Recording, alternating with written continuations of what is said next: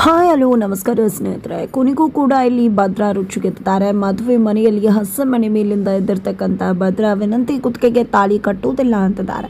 ಹಾಗಿದ್ರೆ ಏನಾಯ್ತು, ಏನು ಕತೆ, ಎಲ್ಲರ ಬಂಡವಾಳ ಕೂಡ ಬಟಾಬೈಲಾಗಿದೆಯಾ, ಏನಾಯ್ತು, ಇದೆಲ್ಲವನ್ನ ಕೂಡ ತಿಳ್ಕೋಬೇಕು ಅಂದರೆ ಈಗಲೇ ನಮ್ಮ ಈ ಚಾನಲ್ನ ಸಬ್ಸ್ಕ್ರೈಬ್ ಮಾಡಿ, ಹಾಗೆ ಒಂದು ವಿಡಿಯೋವನ್ನು ಪೂರ್ತಿಯಾಗಿ ನೋಡೋದನ್ನು ಯಾವುದೇ ಕಾರಣಕ್ಕೂ ಕೂಡ ಮರಿಬೇಡಿ. ಮದುವೆ ದಿನ ಬಂದೇ ಬಿಟ್ಟಿದೆ, ಆದರೆ ಭದ್ರಂಗೆ ತುಂಬ ಚೆನ್ನಾಗಿ ಗೊತ್ತಿದೆ ತಾನು ತಪ್ಪು ಮಾಡಿಲ್ಲ ಅಂತ. ಯಾರು ನನ್ನನ್ನು ಅವರ ಸಂಚಿಗೆ ಬಲಿಪಶು ಮಾಡ್ತಿದ್ದಾರೆ ಅನ್ನೋದನ್ನು ಕೂಡ ಭದ್ರ ತುಂಬ ಚೆನ್ನಾಗಿ ಅರ್ಥ ಮಾಡ್ಕೊಂಡಿದ್ದಾರೆ. ಅದೇ ಕಾರಣಕ್ಕೆ ಅವರ ಸಂಚು ಏನು ಅನ್ನೋದನ್ನು ಪತ್ತೆ ಹಚ್ಚಬೇಕು ಅಂತ ತೀರ್ಮಾನ ಮಾಡ್ಕೊಂಡಿದ್ದಾರೆ.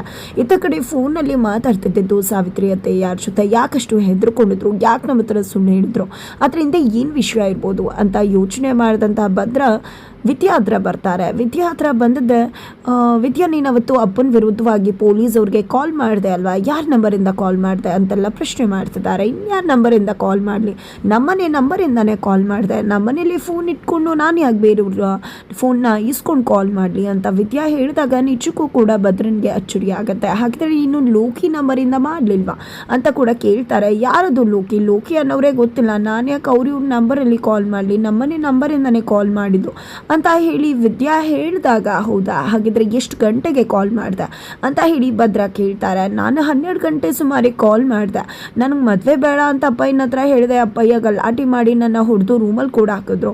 ಅಲ್ಲೇ ಫೋನ್ ಇತ್ತು, ಹಾಗಾಗಿ ಕಂಟ್ರೋಲ್ ರೂಮ್ಗೆ ಕಾಲ್ ಮಾಡಿಬಿಟ್ಟು ನನಗೆ ಮದುವೆ ಇಷ್ಟ ಇಲ್ಲ, ದಯವಿಟ್ಟು ನಾ ಕಾಪಾಡಿ, ಮದುವೆಯನ್ನು ನಿಲ್ಲಿಸಿ, ನನಗಿನ್ನೂ ಕೂಡ 18 ವರ್ಷಗಳ ಆಗಿಲ್ಲ ಅಂತ ನಾನು ಹೇಳಿದೆ ಅಂತ ಹೇಳಿ ಇಲ್ಲಿ ವಿದ್ಯಾ ಫೋನ್ ಮಾಡಿದ ಎಲ್ಲ ವಿಷಯನೂ ಕೂಡ ಭದ್ರ ಗೌಡ್ರ ಹತ್ರ ತಿಳಿಸ್ತಾರೆ. ಈ ಒಂದು ಮಾತನ್ನ ಕೇಳಿದ ನಿಜಕ್ಕೂ ಭದ್ರಂಗೆ ಅಚ್ಚರಿ ಆಗತ್ತೆ. ಹಾಗಿದ್ರೆ ನೀನು ಕಾಲ್ ಮಾಡಿದ್ದು 12 ಗಂಟೆಗೆ ನಿಮ್ಮನೆ ನಂಬರಿಂದ, ಸರಿಯಾಗಿ ಯೋಚನೆ ಮಾಡಿ ಹೇಳ್ತಿದ್ಯಾ, ನೆನಪು ಮಾಡ್ಕೋ, ಲೋಕಿ ನಂಬರಿಂದ ಕಾಲ್ ಮಾಡಿಲ್ವಾ ನೀನು ಅಂತ ಪದೇ ಪದೇ ಭದ್ರ ಪ್ರಶ್ನೆ ಮಾಡ್ತಿದ್ದಾರೆ. ನನಗೆ ಗೊತ್ತಿಲ್ವಾ, ನನಗೆ ಚೆನ್ನಾಗಿ ನೆನಪಿದೆ, ನಾನು ಯಾಕೆ ಬೇರೆಯವ್ರ ನಂಬರಿಂದ ಕಾಲ್ ಮಾಡಲಿ, ನಮ್ಮದೇ ನಂಬರಿಂದನೇ ಕಾಲ್ ಮಾಡಿದ್ದು, 12 ಗಂಟೆ ಕಾಲ್ ಮಾಡಿದೆ, ಯಾಕೆ ಗೌಡ್ರೆ ಅಂತ ಹೇಳಿ ವಿದ್ಯಾ ಕೇಳಿದಾಗ ಏನಿಲ್ಲ ಅಂತ ಹೇಳಿದೆ. ಹಾಗಿದ್ರೆ ಇಲ್ಲಿ ವಿದ್ಯಾ ಕಾಲ್ ಮಾಡಿಲ್ಲ ಲೋಕಿ ನಂಬರಿಂದ, ಅವ್ರ ಮನೆ ನಂಬರಿಂದ ಕಾಲ್ ಮಾಡಿದ್ದಾರೆ. ಹಾಗಿದ್ರೆ ಲೋಕಿ ಯಾಕೆ ಆ ರೀತಿ ಹೇಳ್ದ, ನಿಮ್ಮ ಹೆಂಡ್ರಿ ಕಾಲ್ ಮಾಡಿದ್ದು ಅಂತ ಯಾಕೆ ತಿಳಿಸ್ತಾ. ಹಾಗಿದ್ರೆ ಇದನ್ನೆಲ್ಲ ನೋಡ್ತಾ ಇದ್ರೆ ಖಂಡಿತ ಆ ಲೋಕಿನೇ ಏನೋ ಮುಚ್ಚಿಡ್ತಾನೆ ಅಂತ ಅನ್ನಿಸ್ತಿದೆ ಅಂತ ಅಂದ್ಕೊಂಡಿದ್ದೆ. ಅಲ್ಲಿಂದ ಕ್ವಾಟ್ಲಿ ಹತ್ರ ಹೋಗ್ತಾರೆ. ಕ್ವಾಟ್ಲಿ ಹತ್ರ ಹೋಗಿದ್ದೆ, ವಿದ್ಯಾ ಕಂಟ್ರೋಲ್ ರೂಮ್ಗೆ ಕಾಲ್ ಮಾಡಿರೋದು, ಅದು ರಾತ್ರಿ 12 ಗಂಟೆಗೆ. ಆದರೆ ಲೋಕಿ ಹೇಳಿದ್ದು ವಿದ್ಯಾ ಹೆಸರನ್ನ. ಆದರೆ ಅವನ ಪ್ರಕಾರ, ನಾವು ಪೊಲೀಸ್ ಅವರ ಲಿಸ್ಟ್ ತೆಗೆದಿದ್ದ ಪ್ರಕಾರ 7:15 ಕಾಲ್ ಹೋಗಿರೋದು. ವಿದ್ಯಾ ಅವತ್ತು ಮದುವೆ ಚೌಟ್ರಿಯಲ್ಲಿ ಇದ್ಲು ಅಂದಮೇಲೆ 7:15 ಇವನ್ ನಂಬರ್ ಇಸ್ಕೊಂಡು ಅವಳು ಹೇಗೆ ಕಾಲ್ ಮಾಡೋದಕ್ಕೆ ಸಾಧ್ಯ. ನಾವು ಇದ್ಯಾವುದು ಗಮನಿಸ್ಲೇ ಇಲ್ವಲ್ಲ. ಖಂಡಿತವಾಗ್ಲೂ ಇಲ್ಲೇನೂ ಮಸಲತ್ತಾಗದ. ಖಂಡಿತ ಲೋಕಿ ಕೈಯಲ್ಲಿ ಯಾರೋ ಈ ರೀತಿ ಸುಳ್ಳು ಹೇಳಿಸಿದ್ದಾರೆ. ನಿಜವಾಗ್ಲೂ ವಿದ್ಯಾ ಜಾಗದಲ್ಲಿ ಬೇರೆಯವ್ರು ಕಾಲ್ ಮಾಡಿದ್ದಾರೆ, ಆ ಕಾಲ್ನ ವಿದ್ಯಾನೇ ಮಾಡಿದಾಳೆ ಅನ್ನೋ ರೀತಿಯಲ್ಲಿ ಲೋಕಿ ಮುಖಾಂತರ ನಮ್ಮ ಹತ್ರ ಬಿಂಬಿಸಿದ್ದಾರೆ. ಖಂಡಿತ ಲೋಕಿನ ಹಿಡಿದ್ರೆ ಸತ್ಯ ಏನು ಅಂತ ಗೊತ್ತಾಗತ್ತೆ ಅಂತ ಹೇಳಿ ಇಲ್ಲಿ ಭದ್ರ ಕ್ವಾಟ್ಲಿಗೆ ಹೇಳಿದಾಗ, ಖಂಡಿತ ಅವ್ನು ಹಿಂಗೆ ಮೋಸ ಮಾಡಿದ್ದಾನೆ, ಅವನನ್ನಂತೂ ಬಿಡುವುದಿಲ್ಲ, ಅವನನ್ನಂತೂ ಎಳ್ಕೊಂಡು ಬಂದೇ ಬರ್ತೀನಿ ಅಂತ ಹೇಳಿ ಕ್ವಾಟ್ಲೆ ಲೋಕಿನ ಕರ್ಕೊಂಡು ಬರೋದಕ್ಕೆ ಅಂತ ಹೋಗ್ತಾರೆ.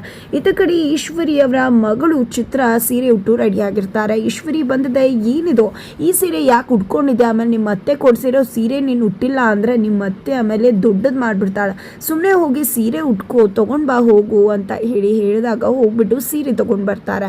ಓಪನ್ ಮಾಡ್ತಾರೆ, ಅವ್ರು ಸೆಲೆಕ್ಟ್ ಮಾಡಿದ ಸೀರೆನೇ ಬೇರೆ, ಇಲ್ಲಿರೋ ಸೀರೆನೇ ಬೇರೆ. ಏನಿದು ಬೇರೆ ಸೀರೆ ಇದೆಯಲ್ಲ, ನಾವು ಸೆಲೆಕ್ಟ್ ಮಾಡಿದ್ದು ಬೇರೆ ಸೀರೆ ಅಲ್ವಾ, ನಿಮ್ಮ ಅತ್ತೆ ಯಾರ್ದೋ ಸೀರೆ ಅಪ್ಪಿ ಕೊಟ್ಬಿಡ್ತಾಳೆ, ಹೋಗಿ ನಮ್ಮ ಸೀರೆ ತೊಗೊಂಡು ಬಾ ಅಂತ ಈಶ್ವರಿ ತನ್ನ ಮಗಳನ್ನ ಕಳ್ಸೋಕೆ ಹೋಗ್ತಾರೆ. ಅಷ್ಟರಲ್ಲಿ ಸಾವಿತ್ರಿ ಅವರೇ ಅಲ್ಲಿಗೆ ಬರ್ತಾರೆ. ಅದಕ್ಕೆ ಅಂತ ಹೇಳಿ ರೆಡಿ ಆದ್ರೆ ಉಳಿದಾಯ್ತು, ಆದಷ್ಟು ಬೇಗ ಬಂದ್ಬಿಡಿ, ನೀವಿಲ್ಲ ಅಂದರೆ ನನ್ನ ಕೈಕಾಲೇ ಆಡಲ್ಲ ಅಂತ ಸಾವಿತ್ರಿ ಹೇಳಿದಾಗ, ನೋಡು ಸಾವಿತ್ರಿ, ನಿನ್ನೆ ಹುಡ್ಕೊಂಡು ಚಿತ್ರ ಬರ್ತಿದ್ಲು, ನಾವು ಬೇರೆ ಸೀರೆ ಸೆಲೆಕ್ಟ್ ಮಾಡಿದ್ವಿ, ನೀನೇ ಬೇರೆ ಸೀರೆ ಕೊಟ್ಟು ಕಳಿಸಿದ್ಯಾ, ನಮ್ಮ ಸೀರೆ ಕೊಟ್ಟು ಕಳಿಸ್ಬಿಡು ಅಂತಾರೆ. ಅಯ್ಯೋ ಇಲ್ಲ, ಅದಕ್ಕೆ ನಿಮಗೆ ಗೊತ್ತಾಗಿಲ್ಲ ಅನ್ಸುತ್ತೆ, ಅದು 1,80,000 ಇತ್ತು, ನಿಮಗೆ ಬಿಲ್ ಮಾಡಿದಾಗ ನಾನೇ ಬೇರೆ ಸೀರೆ ಸೆಲೆಕ್ಟ್ ಮಾಡಿದೆ, ಅಷ್ಟು ದುಡ್ಡದು ಯಾಕೆ, ಅದಕ್ಕೆ ಮನೇಲಿ ಮದುವೆ ಮಾಡೋದಕ್ಕೆ ಅಣ್ಣಂಗೆ ಇದು ಯಾವುದೂ ಇಷ್ಟನೇ ಇರಲಿಲ್ಲ, ನಾನು ಬೇಕು ಅಂತ ಇದನ್ನೆಲ್ಲ ಮಾಡ್ತಿರೋದು, ಅಂಥದ್ರಲ್ಲಿ ಅಷ್ಟು ಕಾಸ್ಟ್ಲಿ ಸೀರೆ ನಿಮಗೆ ಆತಕ್ಕಲ್ವಾ, ಅದಕ್ಕೋಸ್ಕರ ನಾನೇ ಒಂದು 5,000 ರೂಪಾಯಿ ಸೀರೆನ ಸೆಲೆಕ್ಟ್ ಮಾಡಿದ್ದು, ತಗೊಳ್ಳಿ ಉಟ್ಕೊಂಡು ಬಂದ್ಬಿಡಿ ಅಂತ ಹೇಳಿ ಈಶ್ವರಿಗೆ ತಿಳಿಸಿ ಸಾವಿತ್ರಿ ಅಲ್ಲಿಂದ ಹೋಗ್ಬಿಡ್ತಾರೆ. ಇದರಿಂದ ಈಶ್ವರಿ ಕಂಡ ಆಗ್ತಾರೆ. ಚಿತ್ರ ಅಂತೂ ನೋಡಿದ್ಯಾವ ಏನಾಗ್ತದೆ ಅಂತ, ಈಗಲೇ ನೋಡು ಯಾವ ರೀತಿ ಸಾವಿತ್ರಿ ಅತ್ತೆ ಆಡ್ತಿದ್ದಾರೆ, ಹೀಗೆ ಬಿಟ್ಟು ಅವ್ರ ಮಗಳೇನಾದರೂ ನಿಜವಾಗ್ಲೂ ಮದುವೆ ಆಗಿಬಿಟ್ರೆ ಖಂಡಿತ ಮಾಡೋ ಊಟಕ್ಕೂ ಕೂಡ ಲೆಕ್ಕ ಹಾಕ್ಬಿಡ್ತಾರೆ. ಎಷ್ಟೆಲ್ಲ ಹಾರಾಡ್ತಿದ್ದಾರೆ, ಹೇಗಿದ್ರು ಇವರು ನಿಜಕ್ಕೂ ಈ ಮದುವೆನೇ ನಡಿಬಾರ್ದು ಅಂತ ಹೇಳಿ ಚಿತ್ರ ಹೇಳಿದಾಗ, ಜೊತೆಗೆ ಇಲ್ಲಿ ಈಶ್ವರಿ ಅವ್ರು ಕೂಡ ಹೌದು ಇವಳ ಹಾರಾಟ ಜೋರಾಗಿದೆ, ಮೊದಲೆಲ್ಲ ನನ್ನ ಬೆನ್ನಿಂದನೇ ನಿಂತ್ಕೊಂಡು ತಿರುಗ್ತಾ ಇದ್ಲು, ಇವತ್ತು ಎಷ್ಟೆಲ್ಲ ನಾಟಕ ಮಾಡ್ತಿದ್ದಾಳೆ, ನವರಂಗಿ ಆಟ ಆಡ್ತಿದ್ದಾಳೆ ಇವಳು ಅಂತ ಈಶ್ವರಿ ಹೇಳ್ತಾರೆ. ನೋಡವ, ನೀನು ಎಲ್ರಿಗೂ ಕೂಡ ಒಳ್ಳೇದೇ ಮಾಡೋಕೆ ಹೋಗ್ತೀಯ, ನಂತರ ಎಲ್ಲ ಬಂದು ನಿನಗೆ ತಿರುಗಿ ಹೊಡಿಯತ್ತ, ಆಗ ಮೂರಡಿ, ಈಗ ಈ ಸಾವಿತ್ರಿ ಅತ್ತೆ ಅಂತ ಚಿತ್ರ ಹೇಳಿದಾಗ ನನಗೂ ಗೊತ್ತಿದೆ ಟೈಮಲ್ಲಿ ಏನು ಮಾಡಬೇಕು ಅಂತ ಗೊತ್ತು, ಎಲ್ಲರಿಗೂ ಕೂಡ ಪಾಠ ಕಲಿಸ್ತೀನಿ ಅಂತ ಹೇಳಿ ಅಲ್ಲಿಂದ ಹೊರಟು ಬರ್ತಾರೆ. ಇತ್ತ ಕಡೆ ಮದುವೆ ಮಂಟಪ ರೆಡಿ ಆಗಿದೆ, ಗೋವಿಂದ ಅವ್ರನ್ನ ಹೋಗ್ಬಿಟ್ಟು ಭದ್ರನ್ ಕರ್ಕೊಂಡು ಬನ್ನಿ ಅಂತ ಶಿವರಾಮೇಗೌಡರು ತಿಳಿಸ್ತಾರೆ. ಅತ್ತ ಕಡೆ ಚಿತ್ರ ವಿನಂತಿನ ಭದ್ರನ್ನ ಗೋವಿಂದ ಗೌಡರು ಕರ್ಕೊಂಡು ಬರ್ತಾರೆ. ಇಲ್ಲಿ ಭದ್ರನ್ನ ಹಸಿಮಣೆ ಮೇಲೆ ಕುತ್ಕೋ ಅಂದಾಗ, ಇಲ್ಲಪ್ಪಯ್ಯ ನಾನು ಯಾವುದೇ ಕಾರಣಕ್ಕೂ ಹಸಿಮಣೆ ಮೇಲೆ ಇರುವುದಿಲ್ಲ, ನಿಜಕ್ಕೂ ನಾನು ತಪ್ಪು ಮಾಡಿಲ್ಲ ಅನ್ನೋ ವಿಶ್ವಾಸ ನನಗಿದೆ, ದಯವಿಟ್ಟು ನಾನು ಮಾತಾಡೋದಕ್ಕೆ ಅವಕಾಶ ಮಾಡಿಕೊಡಿ ಅಂತ ಭದ್ರ ಕೇಳಿದಾಗ, ಮಾತಾಡೋಕೇನು ಉಳಿದಿದೆ, ಎಲ್ಲನೂ ಕೂಡ ಅವತ್ತೇ ಸರ್ವನಾಶ ಆಗೋಯ್ತಲ್ಲ, ನನ್ನ ನಂಬಿಕೆನೇ ನುಚ್ಚುನೂರು ಆಗೋಯ್ತಲ್ಲ ಅಂತ ಹೇಳಿ ಶಿವರಾಮೇಗೌಡರು ಹೇಳ್ತಾರೆ. ಇತ್ತ ಕಡೆ ಅಜ್ಜಿಯ, ಹೌದು ಶಿವರಾಮ, ನೀನು ಮಾತಾಡೋದಕ್ಕೆ ಅವಕಾಶ ಮಾಡಿಕೊಡ್ಬೇಕು, ಅವತ್ತಿಂದ ಕೂಡ ನೀನು ಭದ್ರ ಮಾತಾಡೋದಕ್ಕೆ ಅವಕಾಶನೇ ಮಾಡಿಕೊಟ್ಟಿಲ್ಲ, ಮಾಡಿಕೊಡು ಅಂತ ಹೇಳಿ ಅವರು ಕೂಡ ಹೇಳ್ತಾರೆ. ನಂತರ ಇಲ್ಲಿ ಭದ್ರ, ಅಪ್ಪಯ್ಯ ನಿಜಕ್ಕೂ ಕೂಡ ನಾನು ತಪ್ಪು ಮಾಡಿಲ್ಲ ಅಪ್ಪಯ್ಯ, ನಾನು ಯಾಕೆ ತಪ್ಪು ಮಾಡಲಿ, ನಿಮ್ಮಂಥ ಆದರ್ಶ ವ್ಯಕ್ತಿನ ನೋಡ್ಕೊಂಡು ಬೆಳೆದಿರೋದು, ನಿಮ್ಮದೇ ಆದರ್ಶದಲ್ಲಿ ನಾನು ಕೂಡ ಬೆಳೆದಿದ್ದೀನಿ, ಅಂಥದ್ರಲ್ಲಿ ನಾನಿಂತ ತಪ್ಪು ಮಾಡೋದಕ್ಕೆ ಹೇಗೆ ಸಾಧ್ಯ, ನಿಜಕ್ಕೂ ನಾನು ಈ ತಪ್ಪನ್ನು ಮಾಡಿಲ್ಲ, ಇಲ್ಲಿ ಏನೋ ಮಹಾ ಸಂಚೆ ನಡೆದಿದೆ, ನನ್ನ ಬೆನ್ನ ಹಿಂದೆ ಪಿತೂರಿ ಆಗಿದೆ, ಅದಕ್ಕೆ ನಾನು ಬಲಿಪಶು ಆಗ್ತಿದ್ದೀನಿ, ದಯವಿಟ್ಟು ನೀವು ಯೋಚನೆ ಮಾಡಿ ತೀರ್ಮಾನ ತಗೊಳ್ಳಿ, ದಯವಿಟ್ಟು ಈ ಮದುವೆ ಬೇಡ, ನಿಲ್ಲಿಸ್ಬಿಡಿ ಅಂತ ಕೇಳ್ಕೊತಿದ್ದಾರೆ. ಜೊತೆಗೆ ನಾನು ಅವತ್ತು ಯಾವತ್ತೂ ಮಾಡದಿರೋ ತಪ್ಪನ್ನು ಅವತ್ತು ಮಾಡೋಕ್ಕೆ ಸಾಧ್ಯನಾ, ನಾನು ವಿದ್ಯಾನ ದೂರ ಇಟ್ಟಿರ್ಬೋದು, ನಿಮಗೆ ತೊಂದರೆ ಮಾಡಿದ್ಲು, ಜೈಲಿಗೆ ಕಳಿಸಿದ್ಲು ಅನ್ನೋ ಕಾರಣಕ್ಕೆ, ಆದರೆ ಯಾವತ್ತಿದ್ರೂ ಕೂಡ ವಿದ್ಯಾನೇ ನನ್ನ ಹೆಂಡತಿ, ವಿದ್ಯಾ ಬಿಟ್ಟು ನನ್ನ ಮನಸ್ಸಲ್ಲಿ ಯಾರಿಗೂ ಕೂಡ ಜಾಗ ಇಲ್ಲ ಅಂತ ಹೇಳಿದಾಗ, ಇಲ್ಲ ಮೊದಲು ಹೋಗಿ ಮದುವೆ ಆಗು ಅಂತ ಶಿವರಾಮೇಗೌಡರು ಹೇಳ್ತಾರೆ, ಇಲ್ಲಾಂದರೆ ಸಾಯಿಸ್ಬಿಡ್ತೀನಿ ಅಂತಾರೆ. ಪರವಾಗಿಲ್ಲ ಪಯ್ಯ, ನೀವು ಸಾಯಿಸಿದ್ರು ಕೂಡ ಪರವಾಗಿಲ್ಲ, ಇಷ್ಟ ಇಲ್ದಿರೋ ಮದುವೆ ಆಗೋದ್ರ ಬದಲು, ದಿನ ಸಾಯೋದ್ರ ಬದಲು ನಿಮ್ಮ ಕೈಯಿಂದ ಸಾಯೋದೇ ಮೇಲು ಅಂತ ಹೇಳಿ ಕಾಲು ಇಟ್ಕೊಂಡ್ಬಿಡ್ತಾರೆ. ದಯವಿಟ್ಟು ಅಪ್ಪಯ್ಯ ಈ ಮದುವೆ ಮಾಡಿಸೋಕ್ಕೂ ಮುನ್ನ ಯೋಚನೆ ಮಾಡಿ ಅಪ್ಪಯ್ಯ, ಆಗ ನಿಮಗೆ ಗೊತ್ತಾಗತ್ತೆ, ನಿಧಾನವಾಗಿ ಯೋಚನೆ ಮಾಡಿ ಅಂತ ಹೇಳಿ ಭದ್ರ ಕೇಳ್ಕೊತಿದ್ದಾರೆ.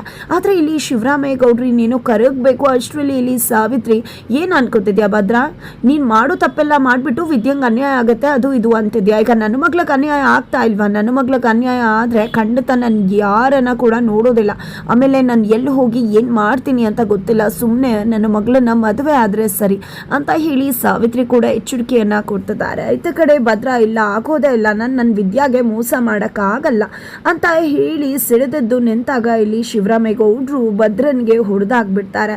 ಎಂಥ ಮಗನಿಗೆ ಜನ್ಮ ಕೊಟ್ಟೆ, ನಿನ್ನಿಂದಾಗಿ ನಾನು ಏನೆಲ್ಲ ನೋಡಬೇಕಾಗಿದೆ, ಅನುಭವಿಸ್ಬೇಕಾಗಿದೆ, ನೀನೀಗೇನಾದರೂ ಹೋಗಿ ಹಸೆಮಣೆ ಏರಿ ಅವಳನ್ನ ಮದುವೆ ಆಗಿ ತಾಳಿ ಕಟ್ತಾ ಇದ್ರೆ ಖಂಡಿತವಾಗ್ಲೂ ನಿನ್ನ ಪಾಲಿಗೆ ನಾನು ಸತ್ತು ಹೋದೆ ಅಂತ ಹೇಳಿ ಶಿವರಾಮೇಗೌಡರು ಹೇಳ್ತಾರೆ. ಈ ಒಂದು ಮಾತನ್ನ ಕೇಳಿದೆ ಭದ್ರ ಏನೂ ಮಾಡೋಕ್ಕಾಗದೆ ಅಸಹಾಯಕ ಸ್ಥಿತಿಯಲ್ಲಿ ಹಸೆಮಣೆ ಏರಿ ಕುಳಿತುಕೋಬೇಕಾಗಿದೆ. ಹಾಗಿದ್ರೆ ಮುಂದೇನಾಗುತ್ತೆ ತಿಳ್ಕೊಬೇಕು ಅಂದರೆ ಮುಂದಿನ ವಿಡಿಯೋಗೆ ವೇಟ್ ಮಾಡೋದನ್ನು ಮರಿಬೇಡಿ.